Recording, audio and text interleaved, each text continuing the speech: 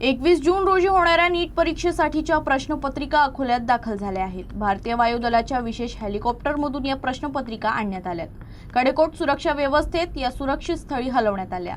प्रश्नपत्रिकांच्या वाहतुकीदरम्यान कोणत्याही प्रकारची अनुचित घटना घडू नये यासाठी विशेष खबरदारी घेण्यात आली। विमानतळ परिसरापासून ते प्रश्नपत्रिका ठेवण्यात आलेल्या सुरक्षित केंद्रापर्यंत पोलीस बंदोबस्त तैनात करण्यात आला होता। वरिष्ठ अधिकाऱ्यांच्या देखरेखीखाली संपूर्ण प्रक्रिया पार पडली। नीट परीक्षेच्या पार्श्वभूमीवर प्रश्नपत्रिकांच्या सुरक्षिततेसाठी बहुस्तरीय सुरक्षा व्यवस्था उभारण्यात आली असून संचयन केंद्रावर सीसीटीव्ही देखरेख, प्रवेश नियंत्रण तसेच 24 तास सुरक्षा रक्षकांची नियुक्ती करण्यात आली आहे। अधिकाऱ्यांकडून प्राप्त माहितीनुसार परीक्षा केंद्रावर आवश्यक पायाभूत सुविधा, आसन व्यवस्था, वीज पुरवठा, पिण्याच्या पाण्याची सुविधा आणि सुरक्षेचे सर्व निकष पूर्ण करण्यासाठी काम सुरू आहे। परीक्षा गैरप्रकार मुक्त वातावरणात पार पडावी यासाठी प्रशासनाकडून विशेष नियोजन करण्यात आलं आहे।